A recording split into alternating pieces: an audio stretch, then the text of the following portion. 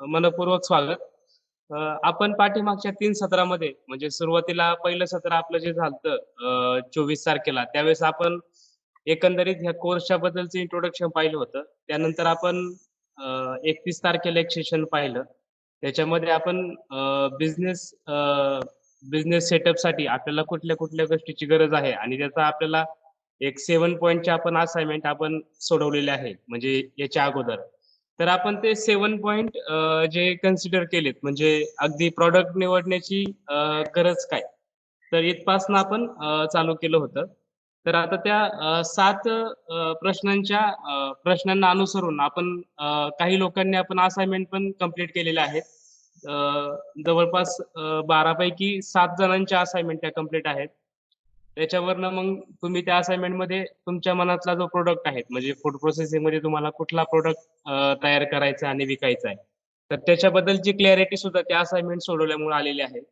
अ, त्यानंतर आज आपण या 4थ्या सत्रामध्ये बेसिकली मार्केट सर्व्हे आणि रिसोर्सेस मॅपिंग याच्याबद्दल आपण चर्चा करणार आहोत.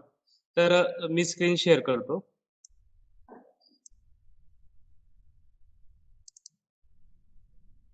स्क्रीन दिसते सगळ्यांना?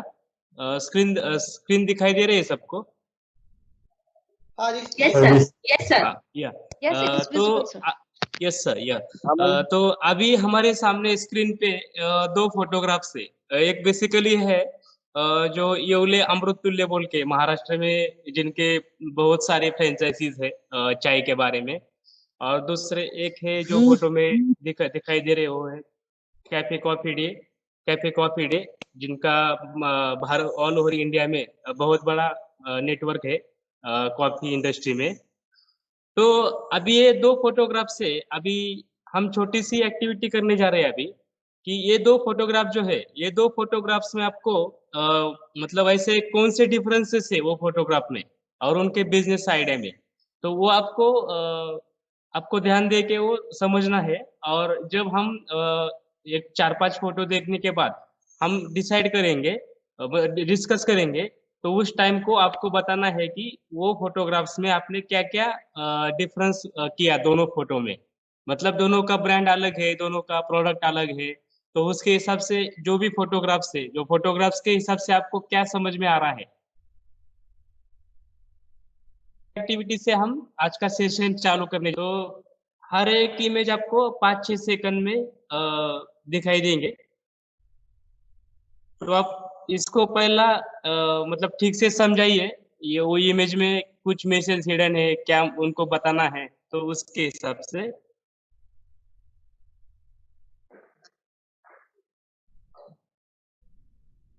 ये भी फोटोग्राफ में येवले अमृततुल्य और कॉफी कैफे डे सीसीडी का जो फोटोग्राफ्स है वो दिखाई दिया है। तो अभी ये फोटो से डिफरेंस करके आपको शेयर करने का है आपका आपका आइडिया कि आपके मन में ये फोटोग्राफ के बारे में क्या है, कौन से बदलाव है, कौन से चेंजेस है वो दोनों में। तो उसको हमको एनालिसिस करना है और आपको अभी ये सब 4-5 फोटो खत्म होने के बाद आपको शेयर करने का है कि उसमें क्या-क्या फ़र्क है।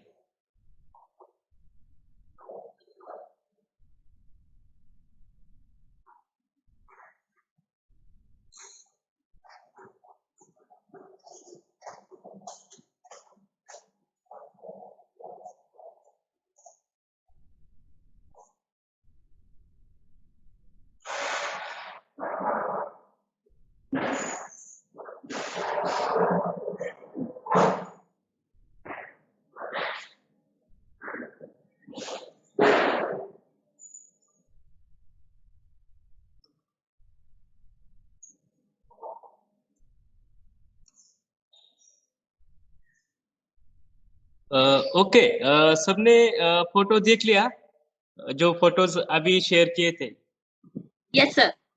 ओके तो मैं अभी इंडिविजुअली मतलब मैं आपको बोलना चाहूँगा कि अभी ये जो फोटोग्राफ आपने देखे, तो फर्स्ट फोटोग्राफ पे मैं आता है, तो बेसिकली यहाँ पे ये फोटोग्राफ में येवले अमृततुल्य का जो मतलब उनका जो हम लोगो कह सकते हैं या उनका जो एडवर्टाइज़मेंट का जो रहता है, एक आदमी रहता है, वो हाथ में वो जो चाय का इक्विपमेंट है वो लेके खड़ा रहता है। हाँ तो इसके हिसाब से मैं पूछना चाहता हूँ स्नेहा मैडम को, स्नेहा पारेख मैडम को कि यस मैडम सर। आपको, हाँ, आपको ये फोटोग्राफ से मैडम क्या मतलब मतलब आपका क्या ऑब्जर्वेशन है ये फोटोग्राफ से, मतलब ये फोटोग्राफ में दोनों में क्या अंतर है? सर ये जो येवले वाला जो है फोटो अमृत हाँ, तुल्य, उसमें हाँ, एकदम लोकल लोकल का है एकदम। अब ओके, हाई हाई फाई नहीं है। और जो कैफे कॉफी डे है उसमें वो सूट पहन के एकदम एकदम हाई फाई है, ओके। प्रोफेशनली है एकदम। हाँ, हाँ, एकदम प्रोफेशनली है और ये अमृततुल्य में क्या है कि मतलब लोकल लैंग्वेज, लोकल हाँ लोगों की यस। तरह, हाँ, हाँ जो भी है एकदम। वो हम्म, ओके। वो ये रहा पहले फोटोग्राफ का। तो दूसरा फोटोग्राफ था अपना, ये था तो मैं सपना बावनेर मैडम है तो उनको मैं बताना उनको पूछना चाहता हूँ कि ये जो फोटोग्राफ है, तो ये फोटोग्राफ से उनको क्या मालूम, मतलब एनालिसिस हुआ उनका?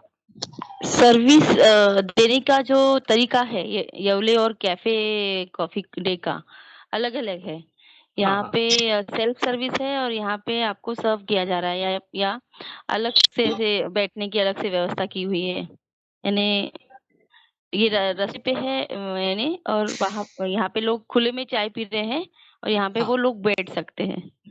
नाइस, नाइस, बराबर, बराबर। हाँ, बराबर है। तो कुछ हमको डिफरेंसेस दिखाई दे रहे हैं, मतलब उनका जो बिजनेस आइडिया है, उनका जो प्रोडक्ट है। सर्विस, हाँ, सर्विस हाँ, देने की सिस्टम अलग अलग है दोनों की। हाँ, सर्विस देने की सिस्टम ही अलग-अलग है। हम्म। मतलब उनकी थिंकिंग अलग है, मतलब जो कस्टमर के पीछे जो उनका इरादा है, वो दोनों का भी अलग-अलग है। तो हाँ और आखिरी तो दोनों भी मतलब सर्विस दे रहे हैं, मतलब प्रोडक्ट या सर्विस, हम्म प्रोडक्ट की सर्विस ही और दे रहे हैं लोगों को। तो दूसरा दूसरा नेक्स्ट, है सर। हाँ, हाँ, दूसरा ये है कि इनका टारगेट पॉपुलेशन म्हणजे टारगेट ग्रुप जो है ये हाँ, कॉमन मैन है।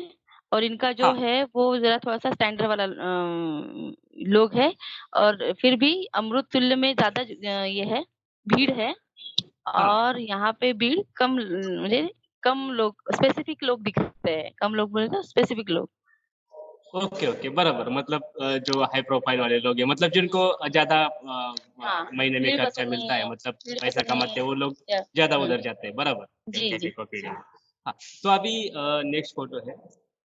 अभी ये नेक्स्ट फोटोग्राफ भी है, तो मैं नवनाथ येडे सर है, उनको पूछना चाहता हूँ, नवनाथ सर, कि ये फोटो में आपको क्या डिफरेंस दिखाई दे रहा है?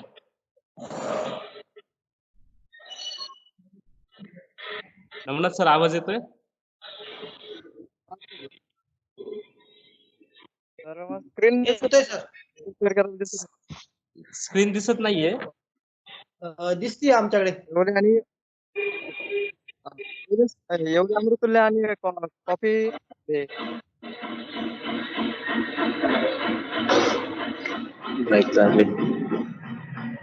हाँ, हाँ।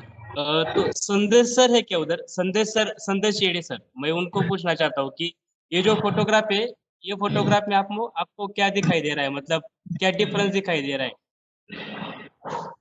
हॅलो. हा सर, आवाज येतोय?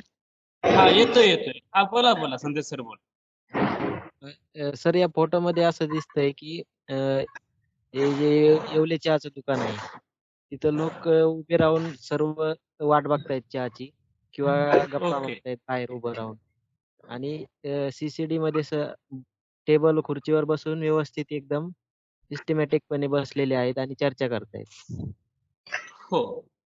बरोबर. म्हणजे ह्या फोटोमधून आपण पाहतोय की एक येवलेची आहे जिथे लोकांना बसायची पण सोय नाहीये आणि दुसऱ्या फोटोमध्ये आपण पाहतोय की हां, सीसीडीमध्ये लोकं मीटिंग पण करू शकतात. म्हणजे त्यांची कामं म्हणजे हां, म्हणजे त्यांचं जे नाश्ता वगैरे काही जेवण असेल, तर ते करता-करता ते त्यांचे मीटिंग्स वगैरे किंवा ऑफिशियल गोष्टी अगदी ऐस-आरामामध्ये बसून पण ते कंप्लीट करू शकतात.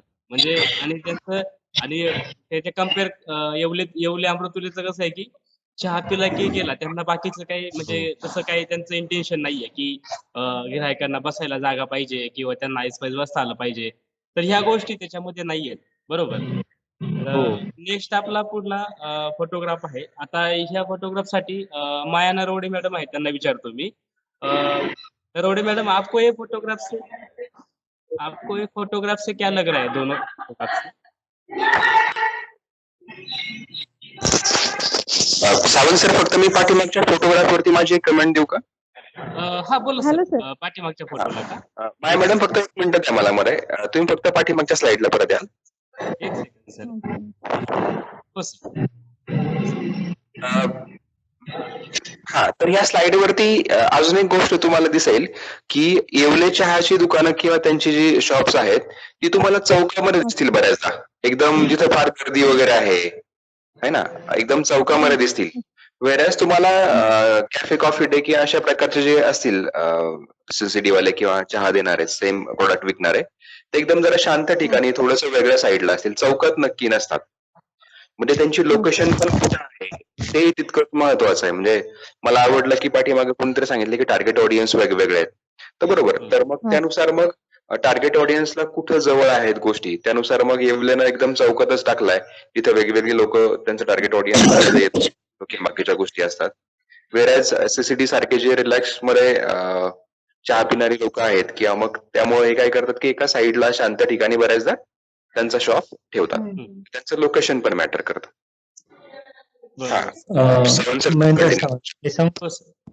मला पण एक पॉइंट ऍड करायची इथं ना.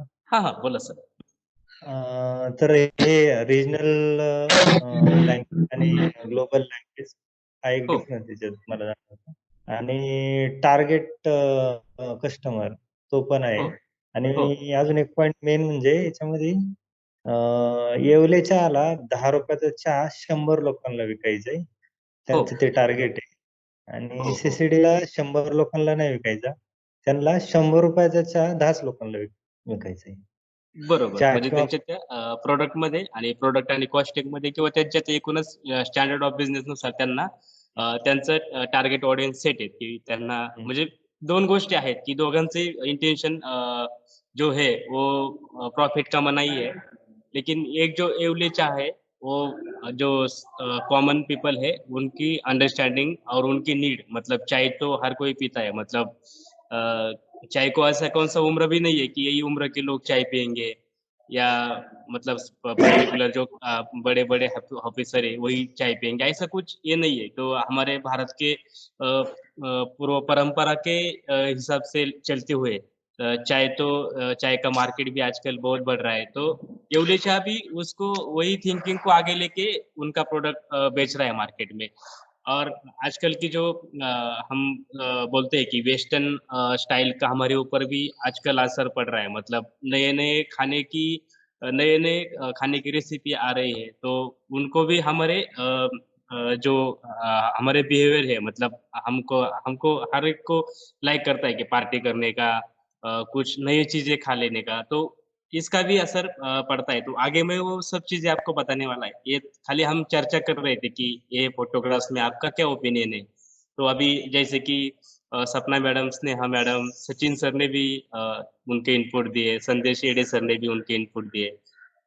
तो उसके हिसाब से हम जो चर्चा कर रहे थे कि ये जो बेसिकली जो फोटोग्राफ्स है, तो उनसे हमको कुछ बातें जो पॉइंट आउट हो रही है, मतलब टारगेट ऑडियंस कौन है, उसके बाद लोकेशन ऑफ जो उनका शॉप का लोकेशन है वो कहाँ पे होना चाहिए, मतलब सीसीडी जो है वो जहाँ पे ज़्यादा भीड़ नहीं रहता या थोड़ा-सा लोगों को कंफर्टेबल ऐसा ज़ोन मिल सकता है, वहाँ पे उनके फ्रैंचाइज़ीज़ रहते हैं. उसके कंपेयर में येवली चाह जो है वो बिल्कुल चौक में रहता है, तो वहाँ पे सब डिस्टर्बेंस वगैरह रहता है, गाड़ी का हॉर्न्स वगैरह. तो मतलब उनका प्रोडक्ट या जहाँ पे लोग रहते हैं वही उनका शॉप रहता है. तो ऐसे बेसिकली उनके कंपैरेटिव पॉइंट रहते हैं, जो उनके मतलब वहाँ पे तो क्या लोग आना चाहिए और चाय पीना चाहिए, वही उनका फाइनल एम रहता है. ये मेनू कार्ड के बारे में मैं ये अपने तुषार येडे है उनको पूछना चाहता हूँ. ये जो मेनू कार्ड का फोटो है, तो उसमें से आपको कुछ अलग-अलग बताना है क्या? मतलब आपको क्या क्लियर हो रहा है ये फोटोग्राफ से? तुषार येडे? तुषार है क्या? मनोज सुतार सर है क्या? मनोज सुतार?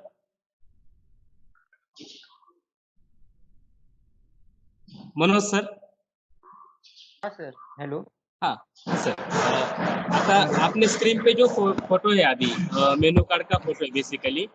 एक मेनू कार्ड है सीसीडी का और एक जो मेनू कार्ड है वो है अपना येवली चाह का। तो उसमें से दोनों में से आपको मतलब क्या इसमें से आप क्या डिफरेंशिएट कर रहे हैं कि क्या फर्क है दोनों के जो मेनू कार्ड का ऑब्जर्वेशन है उसके हिसाब से? हाँ, येवले चाह में सिर्फ चाह ही मिलता है और एक एक ही टाइप का मिलता है। हाँ हाँ खिचड़ी में खिचड़ी में कॉफी है उसमें अलग-अलग टाइप भी है और उनके चार्जेस भी अलग है मतलब येवले चाह से भी ज़्यादा चार्जेस है उसकी प्राइस हाँ और हाँ हाँ थोड़े कॉफी में डिफरेंट अलग-अलग फ्लेवर की कॉफी है। ओके ओके हाँ। तो मनोज सर ने अभी बोला कि जो येवली चाय है वो खाली उनका प्रोडक्ट एक ही है मतलब 10 रुपए की जो चाय आएगी वो एक ही रहेगी। उसके कंपेयर में सीसीडी का क्या है कि वो उनके different types of active menus रहते हैं। मतलब जो अपने कॉफीज में रहते हैं और बाकी कॉफी रिलेटेड जो भी उनके छोटे छोटे मेनू है बर्गर रहेगा या छोटा छोटा जो हम जो कैफे का प्रोडक्ट रहता है वो प्रोडक्ट रखते हो। तो बेसिकली अभी उनके मेनू कार्ड से भी क्लियर हो रहा है हमको कि उनका कॉस्टिंग कितना है प्रोडक्ट का, इनके कॉस्टिंग कितना है प्रोडक्ट का। तो ये सब अभी ये सब जो हमने चीजें अभी ये फोटोग्राफ से हमको डिटेक्ट हुई है क्लियर हुई है तो उसका हम जो रिलेशन है वो रिलेशन लगाने जा रहे हैं। मतलब ये सब एक्टिविटी के पीछे या उसके पीछे मतलब ऐसा एक लॉजिक रहेगा या कुछ साइंस रहेगा, कुछ प्रिंसिपल्स रहेंगे, जिनका यूज़ करके हम मार्केट सर्वे में यूज़ करते हैं। और मार्केट सर्वे में तो हम हमारे बिज़नेस को बिज़नेस हम सोचते हैं कि हमारा बिज़नेस कैसे किस तरह ग्रो होगा, कैसे उसको मतलब कैसे कस्टमर्स हैं उनको भी हम अच्छे से सर्व सर्व कर सकेंगे। तो ये डिफरेंट डिफरेंट एक्टिविटीज़ और डिफरेंट डिफरेंट डिस्कशन पॉइंट इसमें आते हैं। तो अपना बेसिकली आज का जो टॉपिक है वो है मार्केट सर्वे और सोर्स मैपिंग। तो मार्केट सर्वे में अभी हमने देख लिया मतलब जो भी फोटोग्राफ्स थे उसके हिसाब से कि मार्केट सर्वे में क्या-क्या इम्पोर्टेंट है जैसे कि हमारा शॉप का लोकेशन रहेगा, हमारे टारगेट ऑडियंस कौन-कौन है उसमें, मान लो कि कुछ स्कूल के बच्चे हैं वर्कर्स है तो और जो भी है मतलब हमारे कौन से सेगमेंट है मार्केट के, तो उसके हिसाब से हम मार्केट सर्वे का मतलब कौन-सा भी बिज़नेस अगर हमको चालू करने का है, तो हम पहले सोच लेते हैं मतलब मार्केट सर्वे करके लेते हैं। कि अभी मान लो कि हम अपने गाँव में हमारे बाजू वाला कोई दुकान वगैरह चालू करता है, कोई शॉप चालू करता है, तो उसका भी एक ट्रेडिशनली के हिसाब से मानो या फिर जो अपने साइंटिफिक के हिसाब से मानो, वो कुछ ना कुछ सर्वे करके रखता है कि ये चौक में ज़्यादा भीड़ होती है, तो यहाँ पे मैंने एक दुकान अगर डाल दिया, शॉप चालू किया तो मुझे ज़्यादा बेनिफिट मिल सकता है। तो मतलब कौन-सा ना कौन-सा माध्यम से तो अपना मार्केट का सर्वे जो है वो कंप्लीट करके लेता है। अभी बाज़ार में ढेर सारे प्रोडक्ट आ रहे हैं, नया-नया प्रोडक्ट आ रहे हैं, कॉफ़ी के रहेंगे, चाय के रहेंगे।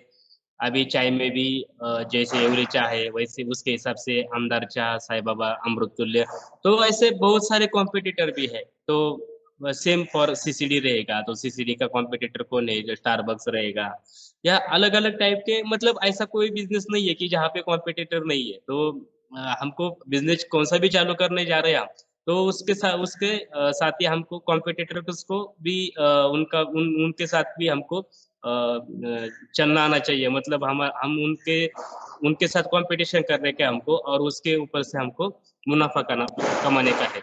तो जो अपने मार्केट सर्वे में हम अगर देखेंगे तो मार्केट सेगमेंट बोल के एक टर्मिनोलॉजी है। तो मार्केट विभाजन में क्या रहता है कि मार्केट सर्वे में मार्केट सेगमेंट का इम्पोर्टेंट इसके बारे में है कि मार्केट सेगमेंट जो है, वो हमको हमारे जो बिज़नेस है उसके जो स्टेक होल्डर रहेंगे कौन-कौन लोग वहाँ पे आने वाले हैं, उनके क्या-क्या बिहेवियर रहेंगे खरीदी करने के लिए, तो ये सारी चीज़ें हम मार्केट सेगमेंट में स्टडी करते हैं। मार्केट सेगमेंट में मुख्यतः जो 4 प्रकार के हम पॉइंट डिस्कस करते हैं। जिसमें पहला है लोक संख्या शास्त्र विषयक मतलब डेमोग्राफी एरिया। तो हमने अभी फोटो में भी देखा था कि येवले चाह का शॉप ऐसे जगह पे है कि जहाँ पे लोगों का ज़्यादा आना-जाना रहता है। मान लो बस स्टैंड रहेगा, चौक रहेगा, रेलवे स्टेशन के बाहर रहेगा। तो जो डेमोग्राफिक एरिया है, तो उसके हिसाब से उसके बाद सीसीडी का जो रहेगा जो अपने मॉल्स वगैरह रहते हैं, तो मॉल्स में वगैरह सीसीडी का ब्रांच रहता है। तो डिपेंड ऑन अलग-अलग उनके डेमोग्राफिक एरिया जो है। अभी येवले येवले चाय के हिसाब से हम अगर बात करेंगे तो जो सिंपल अपने कामगार वगैरह रहते हैं, नॉर्मल लोग रहते हैं, जिनको चाय पीना इतना बड़ा अमाउंट नहीं पे करना पड़ता, तो वो भी लोग उनके बेनिफिशियरी है। उसके बाद सीसीडी में रहेंगे तो बड़े-बड़े कंपनी में जो लोग काम करते हैं, जिनको अच्छा सैलरी है, मान मान लो कि 6 लाख, 5 लाख के ऊपर उनको एनुअल सैलरी वगैरह है, तो उनके बिहेवियर परचेसिंग बिहेवियरिंग भी वैसे रहते हैं कि हमको ये खाना है, वो खाना है, तो उनके जो भी लाइफ स्टैंडर्ड है, तो उसके हिसाब से वो लोग खर्चा करते हैं और ये दोनों भी डेमोग्राफिक में उनका हमको स्टडी करना पड़ता है कि हमारे शॉप में, हमारे बिज़नेस में कौन लोग आएँगे। मतलब उनका क्या उनका फाइनेंशियली बैकग्राउंड क्या रहेगा। उसके बाद दूसरा जो ऑप्शन पॉइंट है, वो है मानसशास्त्रीय मतलब साइकोलॉजिकल भी उनका इम्पोर्टेंट रहता है कि अभी मान लो कि येवले शाह में जो सर्वसामान्य लोग रहते हैं, वो आते हैं, जिनका लिविंग स्टाइल अपना सिंपल रहता है। उसके बाद सीसीडी में जो ब्रांडेड कपड़े वगैरह पहनते हो अमीर लोग बोल सकते हैं उनको, तो वो लोग अपने आते हैं। तो उनका जो साइकोलॉजी है बिहाइंड उनके परचेसिंग का वगैरह, तो वो भी सब इसमें मैटर करता है। उसके बाद जो पॉइंट है वो वर्तणूक बोल के है। वर्तणूक मतलब वो ये बिहेवियर रहता है कि जब कस्टमर को क्या परचेज़ करना है, कब करना है, क्या है, उसका जो फ्रीक्वेंसीज़ है वो क्या है। अभी हमने लोक संख्या विषयक जो अपना डेमोग्राफी के हिसाब से हमने उसके ऊपर डिस्कस किया कि लोगों के पास कितना इनकम आता है, तो उसके हिसाब से वो लोग उनके जो परचेसिंग पावर रखते हैं, वो उसके हिसाब से रहते हैं। मतलब मान लो कि 8-10 हज़ार रुपए पर मंथ खर्चा करने वाला आदमी तो मान लो तो 1 महीने में 3-4 बार वो खरीदी कर सकता है या चाय पी सकता है। उसके और वैसे ही जो बाकी सीसीडी के हिसाब से जो टारगेट ऑडियंस है मतलब जो बड़े-बड़े लोग हैं जिनका एनुअल इनकम या मंथली इनकम ज़्यादा है मतलब उनको उतना पैसा आता है, तो वो भी उनके वही बिहेवियर रहते हैं कि मतलब 1 मंथ में 8 बार, 10 बार वो परचेज़ कर सकते हैं। तो उनका जो अलग लाइफ़स्टाइल रहता है, उनका जो अलग बिहेवियरल रहता है परचेसिंग के, तो अलग-अलग होता है। तो यही सारे और उसके बाद जो अपना ज्योग्राफिकल एरिया के हिसाब से भी हम उसको सेग्रीगेट कर सकते हैं। मतलब जो चौथा पॉइंट है अपना कि भौगोलिक या ज्योग्राफिकल, तो उसमें हम शहरी और ग्रामीण ऐसे दोनों पॉइंट पे हम डिफरेंशिएट कर सकते हैं। तो अभी येवले चाय रहेगा या चाय की दुकान रहेगी, वो तो सब दोनों में भी रहेगी मतलब शहरी एरिया पे भी रहेंगी और ग्रामीण में भी रहेंगी। लेकिन ज़्यादा से जहाँ तक बात है कि सीसीडी वगैरह ये जो बड़े होटल्स वगैरह हैं, वो तो हमको ज़्यादा से ज़्यादा जो सिटी एरियाज़ है, शहरी एरिया है, तो उधर ही हमको देखने को मिलते हैं क्योंकि उनका टारगेट ऑडियंस वैसा है कि जो भी आईटी पीपल्स है, जो बड़े-बड़े जगह पे काम करने वाले लोग हैं, जो बड़े-बड़े व्यावसायिक हैं, तो वो लोग यहाँ पे सीसीडी में आके वो वहाँ से प्रोडक्ट ले सकते हैं। तो ये भी ये फैक्टर भी बहुत असर कर देता है कि आपका ज्योग्राफिकल एरिया कैसा है या आपका सेमी सिटी है पूरा रूरल है, तो उसके हिसाब से भी आपको वो लोगों के जो थिंकिंग है, वो लोगों की जो परचेसिंग पावर रहेगा, वो लोगों के जो भी अ, बिहेवियर है परचेसिंग की, तो उसको सबको आपको सीखना पड़ता है। मतलब जब आप बिज़नेस चालू कर देते हैं, तो उस टाइम में आपको वो सब चीज़ें सीखना पड़ता है, उसका एक एनालिसिस करना पड़ता है और उसके हिसाब से एज़ अ इनपुट लेके उसी चीज़ों को आप आगे उसका आपके बिज़नेस में जो है वो इम्प्लीमेंटेशन कर सकते हैं। अभी उसके बाद जो है अभी जैसे मैं बोल दिया था अभी कि अ, हर एक बिजनेस में कुछ ना कुछ कॉम्पिटिटर तो रहते ही है। मतलब ऐसा कोई चीज भी नहीं है कि जिसको कोई कॉम्पिटिटर ही नहीं है। मतलब ऐसा मतलब हम बोलते हैं कि कौन सी भी चीज 100% नहीं होती, लेकिन फिर भी उसके सारे बहुत मतलब ऑप्शन तो रहते ही है। तो उसके हिसाब से मार्केट में अगर हम नया बिजनेस चालू कर रहे हैं या हमारा एग्जिस्टिंग बिजनेस है, उसको हमको कुछ अपग्रेड करना है, तो हमारे साथ वही एक्टिविटी, वही बिजनेस एक्टिविटी करने वाले लोग और भी रहते हैं। मतलब पास में रहते हैं, गाँव में रहते हैं या अपने शॉप के बाजू में रहते हैं, तो कॉम्पिटिटर तो बहुत होते हैं। अभी जैसा हमने बोला कि येवले चाह जो है, उनके भी कुछ कॉम्पिटिटर है। मान लो कि आमदार चाह रहेगा, फिर प्रेमाचा चाह, साईं बाबा चाह। तो ये ऐसे उनके उनके हिसाब से उसके बाद सीसीडी के लिए स्टारबक्स रहेंगे। तो अभी ये जो कॉम्पिटिटर्स है, तो ये कॉम्पिटिटर्स के साथ हमको हमारा भी कुछ स्ट्रैटेजी इम्प्लीमेंट करना चाहिए। हमारी भी सोच लगा के हमको भी ये कॉम्पिटिटर की तरह मतलब या उनसे ज़्यादा भी पैसा कमाने का है हमको। तो हमको पहले वो कॉम्पिटिटर्स जो है उनको समझना पड़ता है। मतलब वो कॉम्पिटिटर कौन से हिसाब से वो डील कर रहे हैं मतलब मार्केट में। मतलब उनके प्रोडक्ट का कॉस्ट क्या है, वो कहाँ पे सेल करते हैं। उसके बाद वो उनका जो प्रोडक्ट है, वो प्रोडक्ट में ऐसे कौन से अच्छाई है जो अपने जो कॉम्पिटिटर से ज़्यादा है। मतलब उनका क्या ऑफर्स क्या रहता है, मान लो हम ऐसा बोल सकते हैं। उनका चाय का या कॉफ़ी का क्वालिटी क्या रहेगा, क्वालिटी क्या है मतलब। तो इसके कारण हम वो हमसे ज़्यादा कमा रहे हैं और हम उतना नहीं कमा पा रहे हैं। तो हमको वो तीनों भी चीज़ें हैं जो कॉस्ट रहेगा। शुरुआत में तो पहला पॉइंट है कि मतलब आजकल हम कौन-सा भी अगर चीज़ लेने जाते हैं, तो जो जिसका प्राइस कम रहेगा और हमारे हमारे पास 2 ऑप्शन रहते हैं। ये तो पहला तो रहता है हमको क्वालिटी भी अच्छा चाहिए और दूसरा जो है वो कॉस्ट भी कम चाहिए। मतलब हमारे इकोनॉमिकल भी हमको ठीक लगना चाहिए वो परचेज़ करने में। तो ये दोनों तीनों जो भी चीज़ें हैं, वो तो हमको कॉम्पिटिटर से कॉम्पिटिटर का जो उसके उसमें स्ट्रैटेजी है, उसका परचेज़ वो कितना कॉस्ट लेता है वो प्रोडक्ट और सर्विसेज़ के लिए, कहाँ पे बेचता है वो, अपार्ट फ्रॉम अपना एक शॉप से दूसरे भी कुछ ऑप्शन है क्या? जैसा होम डिलीवरी रहेगा या ऑर्डर वगैरह करने का। मतलब ऐसे कौन से वो जो फंडेज़ है उसके पास है। तो वो भी हम सबको सीखना पड़ता है। कॉम्पिटिटर के पास क्या है, कॉम्पिटिटर का जो अच्छाई है, बुराई है, वो सबको हमको सीख के हमको वो सब प्रॉब्लम सुधार के उसमें सुधार लाके हम हमारे बिज़नेस में इम्प्लीमेंटेशन अगर किए, तो हमारा बिज़नेस भी अच्छी तरह ग्रो हो सकता है। हम भी उनके साथ-साथ ही मार्केट में चल सकते हैं। तो अभी जो मार्केट सेगमेंट का हमने पढ़ा, तो उसमें 4 पॉइंट जो कवर किए, तो उसके हिसाब से भी हमको बिज़नेस में भी हमारे कुछ रिसोर्सेस रहते हैं। मतलब रिसोर्सेस मैपिंग में हम इसका स्टडी करते हैं कि हम ये पर्टिकुलर बिज़नेस चालू करने के लिए क्या-क्या रॉ मटेरियल है, उसका मार्केट क्या है, उसके उसके लिए कितना बजट मतलब पैसा चाहिए उसको खड़ा करने के लिए।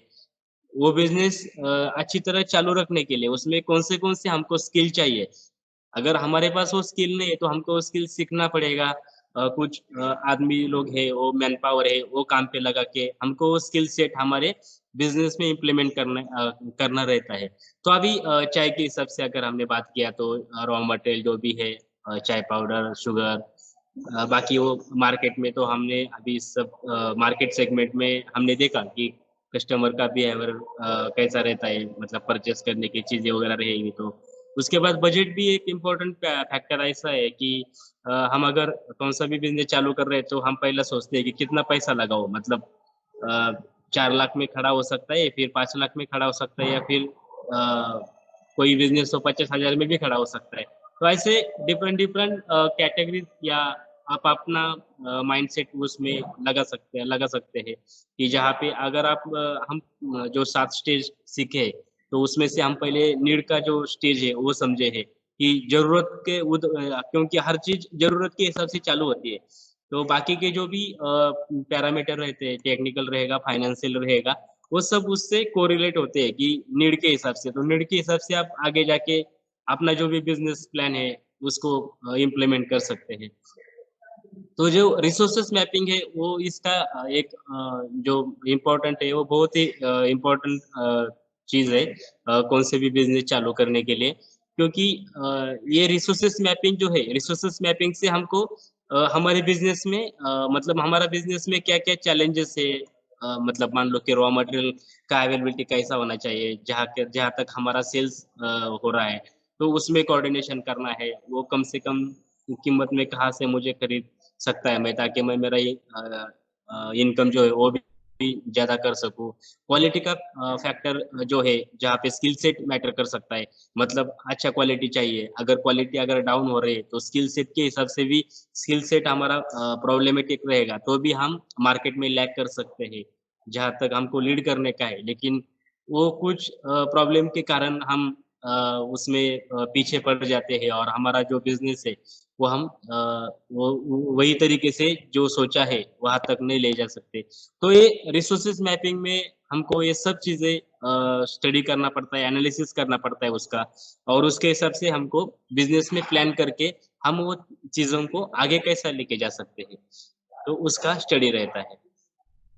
उसके बाद अ, हम अभी सोच रहे थे कि हमारे जो प्रोडक्ट है उसमें ऐसे कौन से मतलब लोग हैं कि जो हमारे प्रोडक्ट में इंटरेस्टेड है, मतलब जहाँ तक हमने अभी पहले पिछले स्लाइड में भी देखा था कि मार्केट सेगमेंट में, तो अभी उसी को एक बार रिवाइज करते हैं हम कि demographic, psychological, behavioural and geographically, ये चार हिसाब से हमने टारगेट ऑडियंस जो है अपने ये जो अपने लोग हैं जो आप हमारे प्रोडक्ट के लिए प्रोडक्ट में इंटरेस्टेड है, तो उसका अगर हम ये चार कोऑर्डिनेट में या चार टाइप में हम सेग्रीगेशन करते हैं, तो ज्योग्राफिकल के हिसाब से हमारे जो परचेसर है, प्रोडक्ट परचेस करने वाले लोग, उनका एज,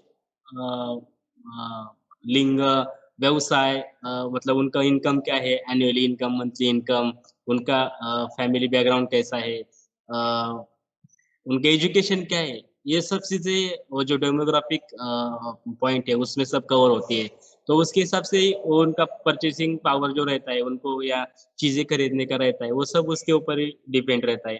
उसके बाद जो मानस शास्त्रीय साइकोलॉजिकल हम बोलते हैं कि लोगों को ये चीज अच्छा लगती है, बिरयानी किसी को अच्छी लगती है, किसी को जाम अच्छा लगता है, किसी को टी अच्छा लगता है, तो हर एक लोगों के जो इंटरेस्ट रहते हैं वो नंबर ऑफ इंटरेस्ट रहते हैं कि वो जीवन शैली के हिसाब से कौन सी चीजें खाने का है उनको, कौन से नहीं खाने का है, कितने कॉस्ट वो उसके ऊपर पे करेंगे, वो तो लोक संख्या विषयक, शास्त्र विषयक जो है उसमें हमने तो स्टडी किया है कि वार्षिक उत्पन्न क्या है, मंथली उत्पन्न क्या है उनका, तो उसके हिसाब से वो लोग अपने जो जरूरतें है और जो चीजें वो इंटरेस्ट कर देते हैं, लाइक कर देते हैं, तो उसके हिसाब से उसके लिए पैसा वेस्ट पैसा खर्च करते हैं। तो उसके बाद जो वर्तणुक है उनका, मतलब हम देखते हैं कि सिटी में अगर लोग रहेंगे तो उनको शॉपिंग वगैरह करने का है, तो उनको मतलब हर वीक का प्लानिंग रहता है कि ये संडे में मुझे ये परचेस करने का है, वो अगले संडे में मुझे ये परचेस करने का, तो उनका भी एक ऐसा वर्तणुक के हिसाब से उनका जो बिहेवियर के हिसाब से भी उनका एक शेड्यूल रहता है। कुछ ब्रांड, अलग अलग ब्रांड के चीजें यूज करना है, परचेस करना है, तो ऐसे वो लोगों का जो वर्तणुक रहता है। उसके बाद भौगोलिक में हम देखते हैं तो सिटी रहेगा, तहसील प्लेस रहेगा, डिस्ट्रिक्ट प्लेस रहेगा, या हमारा सिटी और आगे जाके सिटी और रूरल में अगर हमने डिफरेंस किया तो वहाँ वहाँ पे कैसा कंडीशन रहता है, मतलब वो लोगों का कौन से प्रोडक्ट में या कौन सी सर्विस में वो इंटरेस्टेड है, तो ज्योग्राफिकली के हिसाब से भी उसमें फर्क आ जाता है। अभी हम जहाँ पे देख रहे थे सीसीडी का रहेगा या येवले चाह का, तो ये वो वाले प्रोडक्ट में वो एंटरप्रेन्योर लोगों ने भी उसके हिसाब से ही ये सब मार्केट सेगमेंट वगैरह है वो पहले से ही स्टडी करके रखा है। अभी हम देखते हैं कि हमारा प्रोडक्ट कौन सा भी रहेगा, मतलब मान लो कि जैम और जेली, ये जो अपना सर मी एक मिनिट काही गोष्टी ऍड करू का पाठीमागच्या हो करा स्लाइडला? सर, हो सर, हो सर. पाठीमागच्या स्लाइडला जाऊया. एक सेकंड सर. सावंत सरांनी आपल्याला अगदी उदाहरणासहित एक सोपं चहाचं उदाहरण घेऊन ह्या गोष्टी समजून सांगितलेल्या आहेत. याच्यामध्ये मला फक्त एक गोष्ट रिमाइंड करायची आहे तुम्हाला सगळ्यांना.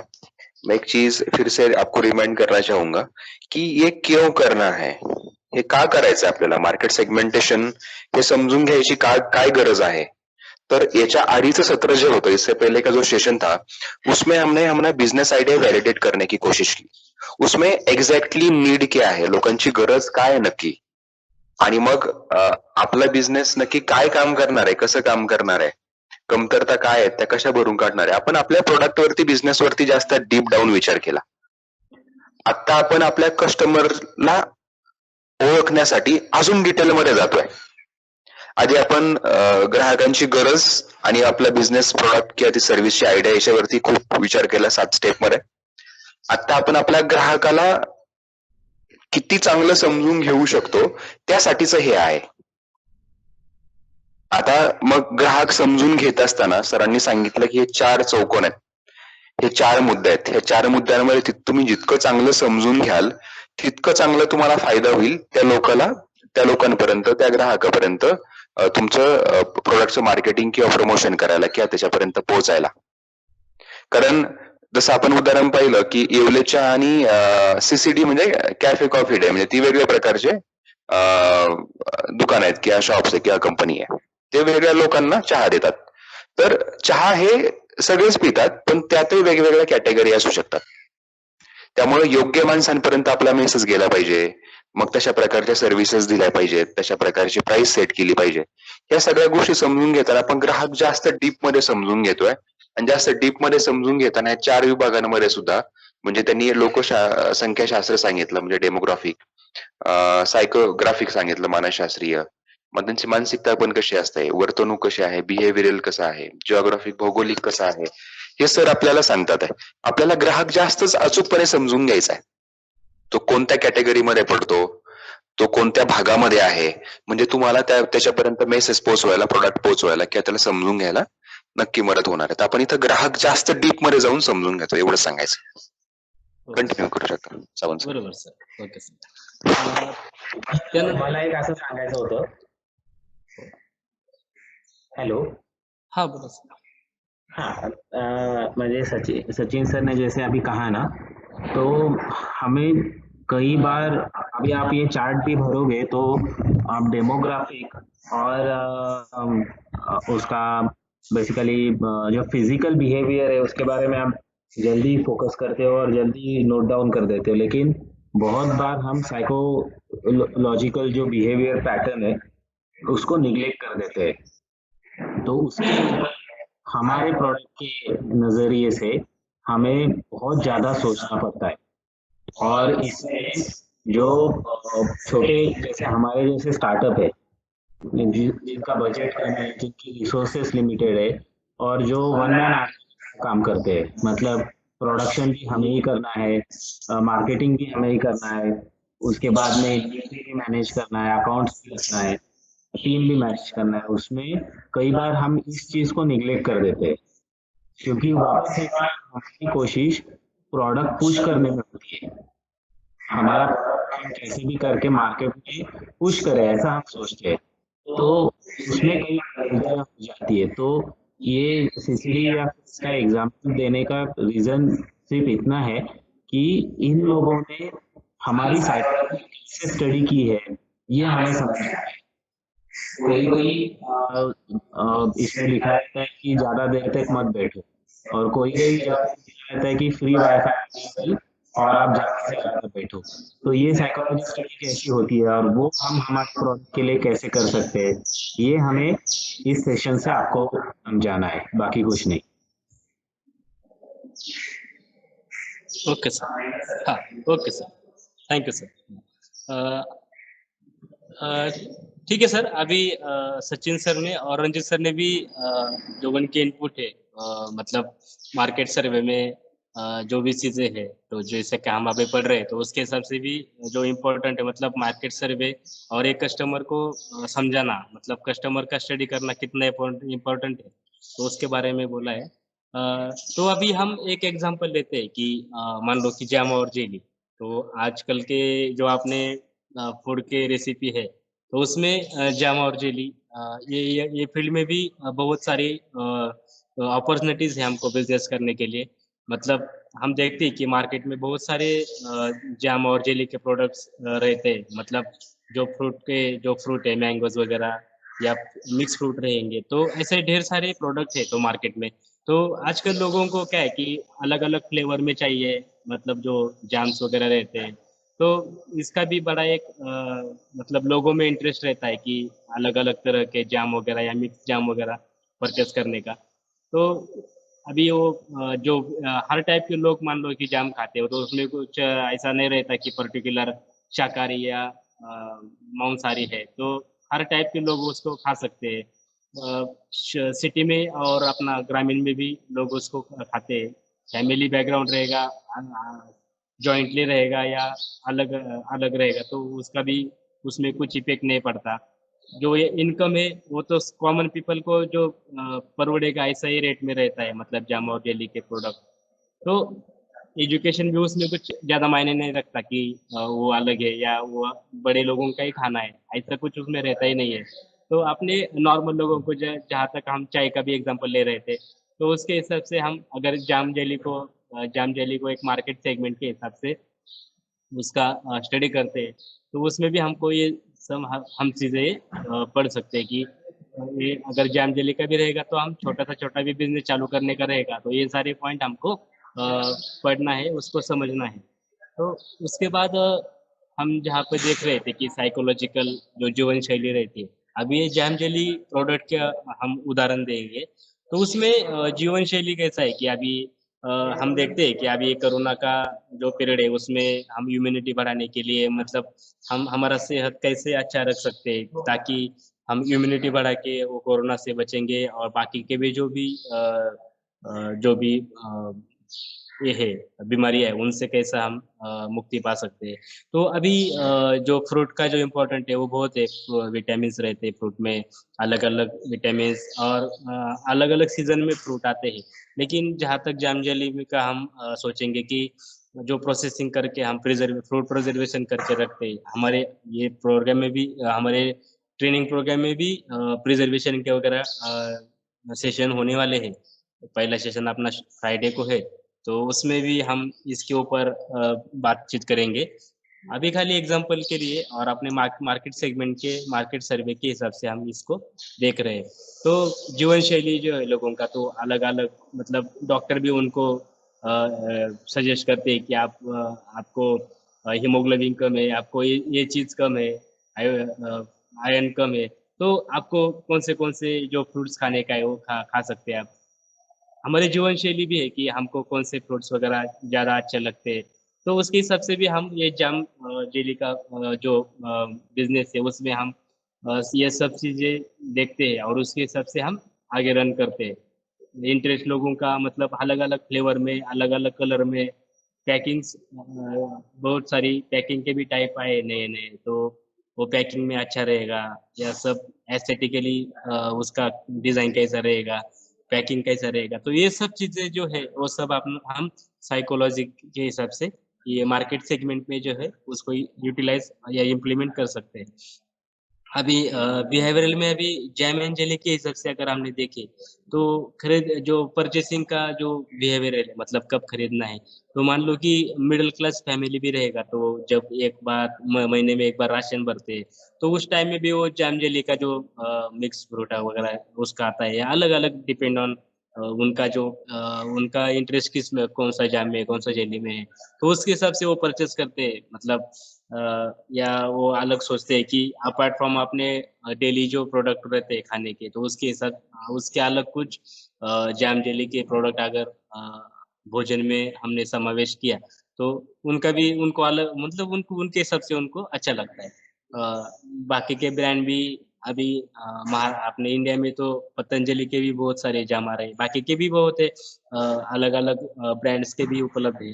तो ये सब अपना जो बिहेवियरल है, मतलब कस्टमर का, उसमें हम स्टडी कर सकते हैं। और ये जैम जेली जो है वो तो सिटी में ही चलेगा, अपना ग्रामीण में भी लोग उसको परचेस करते हैं, क्योंकि ऐसा उसका कुछ ऐसा इतना ज़्यादा दाम नहीं है कि वो खाली अमीर लोगों को या शहर शहरी लोग जो है उनको ही परवड़ेगा और अपने रूरल के लोग जो रहते हैं ग्रामीण भाग से तो उनको परवड़ेगा नहीं, तो ऐसा कुछ रहता नहीं। तो ये सब मार्केट सेगमेंट हमने ये वाले बिज़नेस को लगा दिया है कि जैम एंड जेली का अगर रहेगा, तो उसमें कौन से बिहेवियरल रहेगा, कौन से साइकोलॉजिकल रहेगा। बाकी वर्तणूक में हमने अभी बोला कि जब परचेस करते थे 15 दिन में 8 दिन में जो राशन भरते थे, तो उस टाइम में भी उनको वो बोलते हैं कि हमको जाम जेली लेने का है। तो और अभी अभी अभी देखेंगे तो बच्चे से लेके बूढ़े तक सब जाम और जेली को मतलब खाने को पसंद करते हैं। तो ऐसा कुछ उसमें ये भी नहीं है। तो ये सब चीज़ें है कि बोलने का तरीका है कि मतलब बोलने के पीछे ये रीज़न है कि ये सब जो मार्केट सेगमेंट के पॉइंट है मतलब चारों भी हमने अभी जहाँ जैसे डिस्कस किए डेमोग्राफिक रहेंगे, बिहेवियरल रहेंगे, साइकोलॉजिकल रहेंगे, ज्योग्राफिकल रहेंगे, तो इसके हिसाब से हमको ये चारों भी पॉइंट को हमारे बिजनेस में इम्प्लीमेंट करने के लिए हमारे कस्टमर को ज़्यादा से ज़्यादा समझने के लिए इम्पोर्टेंट है। और उसके हिसाब से अगर हमने ये सभी चारों पॉइंट स्टडी किए तो उससे हम हमारे कस्टमर को क्या चाहिए और कैसा चाहिए, उनका बिहेवियर आपने अगर पढ़ा है, तो आप उनको राइट चीज़ दे सकते हैं राइट कॉस्ट में वगैरह। उसके बाद अभी जैसे देख रहे हैं कि जाम और जेली में कॉम्पिटिटर कौन-कौन है। मान लो कि जो आपने नवनाथ एडे साहब है, तो उनको जाम जेली में इंटरेस्टेड है वो कि उनका थिंकिंग है कि वो आगे जाके या अभी के स्टेज में वो जाम एंड जेली चालू करने जा रहे हैं। तो उनको भी पहला क्या है कि अभी जैम एंड जेली बनाने वाले भारत में महाराष्ट्र में बहुत सारे लोग हैं। उनके प्रोडक्ट आते हैं, अलग-अलग पैकिंग में आते हैं, अलग-अलग फ्लेवर में आते हैं। जहाँ जैसे मार्केट नीड है, जैसा कस्टमर है, हमने अभी पढ़ा कि उसके भी कुछ बिहेवियरल रहते हैं परचेज़िंग के बारे में, तो उसके हिसाब से अलग-अलग प्रोडक्ट है। मान लो कि एक स्पर्धक है कि पतंजलि, आजकल पतंजलि का भी मिक्स फ्रूट जाम वगैरह, अलग-अलग फ्रूट के जाम वगैरह, तो वो मैन्युफैक्चर करते थे और अपना लोगों को प्रोवाइड करते थे, कस्टमर को। तो उनका प्रोडक्ट क्या है, कौन से कितने कैटेगरी में उनके प्रोडक्ट है, कितना पैकिंग साइज़ उनके है, कितना कॉस्टिंग है उनका इम्पोर्टेंट। तो जहाँ तक हम देखते हैं कि कॉस्टिंग और क्वालिटी ये दोनों भी चीज़ें एज़ अ इम्पोर्टेंट रख के हम उसके ऊपर बात करते हैं कि कितना पैसे में मतलब हम कितना कम मतलब जो भी एंटरप्रेन्योर है फूड रिलेटेड इंडस्ट्री में, तो उनका तो मकसद यही रहता है कि कम से कम कॉस्ट में कितना अच्छे से अच्छा हम क्वालिटी दे सकें, ताकि वो कस्टमर जो है हमारा ब्रांड और हमारी चीज़ वो ले सके और एक अच्छा बिज़नेस रिलेशनशिप बिल्ड रखे। तो उसके बाद वो जो पतंजलि है, वो उनके जाम वगैरह है, वो कहाँ पे बेचते हैं? मतलब मॉल में रहेगा, किराना दुकान रहेगा, ग्रोसरीज़ उसके बाद बाकी स्टॉल वगैरह रहेंगे, तो उसके हिसाब से वो डिस्ट्रीब्यूट करते हैं। देन उसका है कि हमारा प्रोडक्ट है और उनका प्रोडक्ट है, वो दोनों में क्या अंतर है? मतलब उनके प्रोडक्ट में ऐसी कौन-सी ख़ासियत है कि उनका सेल या उनको जो डिमांड है, मार्केट डिमांड, वो भी ज़्यादा है। तो वो भी चीज़ें हमको इसमें समझना पड़ता है। एज़ अ कॉम्पिटिटर स्टडी में ये सब चीज़ें आते हैं। मतलब कॉम्पिटिटर है, तो उसका कुछ हमारा रोल ही नहीं है, वो खाली हमारा दुश्मन ही है। तो ऐसा न मान के वो कॉम्पिटिटर का भी हमको सही तरीके से स्टडी क करता आना क करना करना चाहिए हमने, ताकि वो हम भी हमारे बिज़नेस में वो चीज़ें जो है, वो इम्प्लीमेंट कर सकें और हम भी कॉम्पिटिटर के पैरेलल ही बिज़नेस में लीड कर सकें मार्केट में। तो उसके बाद वो जो टेक्नोलॉज़ी है, वो कौन-सा टेक्नोलॉज़ी यूज़ कर रहा है, मतलब जो प्रोडक्शन प्रोसेस है उसका, मान लो कि जामा और जेली के लिए, तो उसमें कौन-सा प्रिज़र्वेशन कौन से पेंटिंग वगैरह साइट कैसा उसका मैन्युफैक्चरिंग है, तो वो कैसा अलग है और उसका वो प्रोडक्ट के ऊपर क्या इफ़ेक्ट पड़ता है। तो ये सारी सब चीज़ें जो है, वो कॉम्पिटिटर का एनालिसिस रहेगा, उसका प्रोडक्शन प्रोसेस रहेगा, उसका फ्लो डायग्राम क्या है। तो ये सब जो चीज़ें हैं, वो हमको एक मतलब हमको भी एक एज़ अ गाइडलाइंस मिलता है कि हमको भी मार्केट में कैसा बिहेव करने का है, हमको भी कैसा हमारा बिज़नेस स्टेबलाइज़ करने का है। तो ये सब जो पॉइंट है, वो ये मार्केट सेगमेंट के जो भी पॉइंट है मार्केट सर्वे के, उसके बाद अपने रिसोर्सेज़ भी रहेंगे कि हमारे पास क्या है, हमको कौन से चीज़ें लगने वाली है, हम कौन से चीज़ें में हमको और अपडेट करना है। मान लो कि अच्छा कुकिंग वाले लोग हमारे मतलब हमारे प्रोडक्ट बनाने के लिए हमको हायर करने का है या कैसे है, तो क्वालिटी कैसा हमारा बिल्ड हो जाएगा। तो ऐसे ढेर सारे ऑप्शन रहते हैं, तो उसमें हमको जहाँ तक कहाँ पे हमको इम्प्रूव करने का है। तो ये सब चीजें जो है ये आप उसी टाइम पॉसिबल है जब हम मार्केट का किसी एंगल से सर्वे करेंगे, मार्केट का, कस्टमर का, कॉम्पिटिटर का, ये सब जो स्टेक होल्डर्स है उनका हम अच्छी तरह स्टडी करेंगे।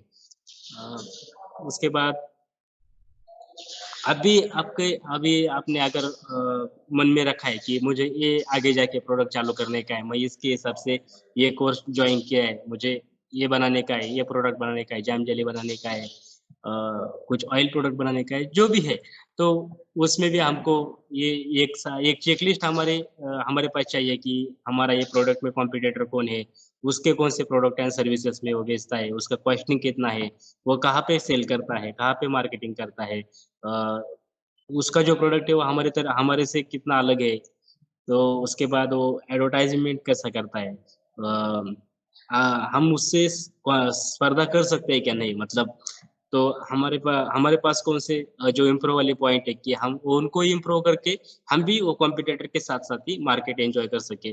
देन वो कौन सा टेक्नोलॉजी, जैसे कि अभी पिछले स्लाइड में ही हम बोले थे कि वो उसका टेक्नोलॉजी ये प्रोडक्ट में क्या है और हम जो टेक्नोलॉजी सोच रहे हैं, तो ये दोनों को भी हमको एक बार देखना है कि कहाँ तक उनमें इधर फाइनेंशियली रहेंगे और टेक्निकली रहेंगे तो कौन सा ज्यादा अच्छा हो सकता है। तो उसके हिसाब से भी हमको ये सारी जो चीजें है इसको एक एनालिसिस करना पड़ता है और उसके हिसाब से हमको इम्प्लीमेंट करना पड़ता है बिजनेस में। तो बाकी के भी अप्रोचेस है जो करेक्ट। मला वाटतं सर आपण थांबूया इथे, म्हणजे बाकी ह्या गोष्टी काही असेल तर नंतर घेता येतील, कारण आता वेळ पण झाला आणि सगळ्यांना प्रश्न पण घ्यायचे। तर आता सावंत सरांनी अत्यंत सोप्या भाषेमध्ये आपल्याला उदाहरणं घेऊन मार्केट सेगमेंटेशन ग्राहकाला समजून घेण्यासाठी, त्यानंतर मग कॉम्पिटिटर कोण आहे तोही समजून घ्यायला लागेल, मग त्यानुसार आपल्याला आपल्या याचा विचार करता येईल हे पण सांगितलेलं आहे। आणि रिसोर्स मॅपिंग पण महत्वाचं आहे, म्हणजे तुम्हाला जर व्यवसाय सुरू करायचा आहे, आता तुम्हाला बऱ्यापैकी क्लॅरिटी आलेली आहे, तर तुम्हाला आत्ताच त्याची यादी करायला लागेल, त्याला क्वांटिफाय करायला लागेल पैशांच्या स्वरूपात, किती, कसं, काय, कुठे, है ना? मग तुम्हाला ती जास्त अजून क्लॅरिटी यायला लागेल आणि तुमच्या बिझनेस प्लॅनकडे आपण हळूहळू पुढे जाऊ शकू। तर आता मग आजच्या सत्रावरती तुमचे काही प्रश्न असतील तर आपण प्रश्न घेऊया। तुमचं काय मत आहे सांगा, आपण डिस्कस करू। माईक अनम्यूट करून काही असतील विचारले तर सांगू शकतो। हो,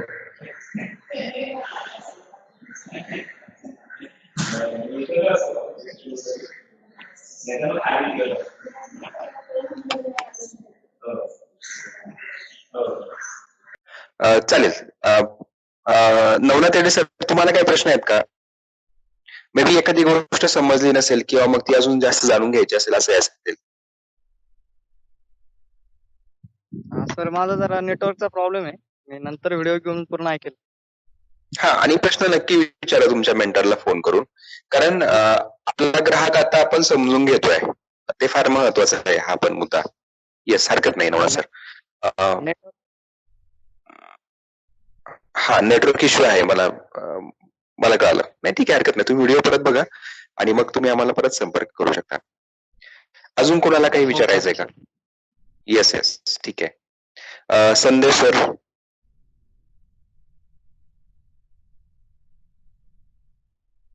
संदेश सर, माझा आवाज पोहोचतोय आपल्यापर्यंत?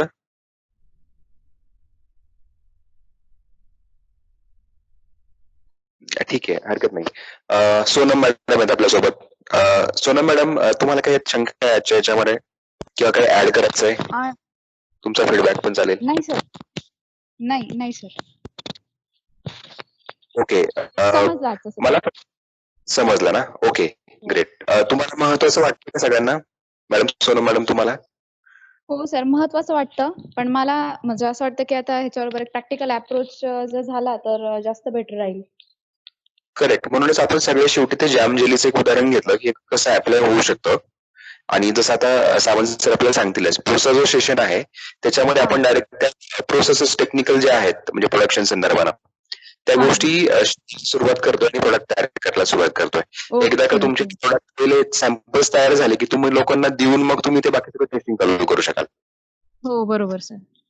आणि जसं आपण त्या 7 स्टेप्सची पण एक प्रॅक्टिकल दिलं होतं तुम्हाला ते भरायला सगळ्यांना, तसं याचंही तुम्हाला असाइनमेंट असणार आहे. तुम्ही जर आता तुमच्या अंदाजे तुमच्या आत्ताच्या विचाराप्रमाणे म्हणण्याप्रमाणे मग याच्यामध्ये डिटेल माहिती भरा तुमच्या ग्राहकाची, कस्टमरची, मार्केट सेगमेंटची डिटेल माहिती भरा. यातनं आपल्याला अजून क्लॅरिटी येत जाईल आणि मग नंतर एकदा तुमचे प्रोडक्ट तयार झाले की तुम्ही सॅम्पल वाटा आणि मग फीडबॅक घ्यायला सुरुवात करते. आपण एक्झॅक्टली करतोय. Okay okay hello sir. हा बोला. हॅलो बोला सर, ना. इकडे नेटवर्क असल्यामुळे ऐकू येत नाही सर नीट आम्हाला. ओके, तुम्हाला एक व्हिडिओची लिंक आज संध्याकाळपर्यंत महेंद्र सावंत सर देतील आणि मग तुम्ही ती एकदा ऐकून घ्याल आणि मग परत फोन करा परत तुमच्या मेंटरला. हो ठीक आहे सर. हा.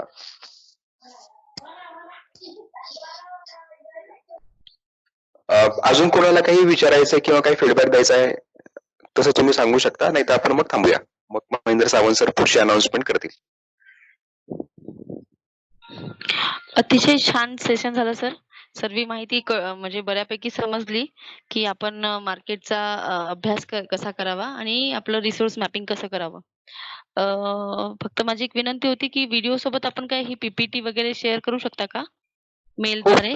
हो, ईमेलद्वारे पण करू आणि आपल्या व्हॉट्सअपच्या ग्रुपला पण आपण करतो.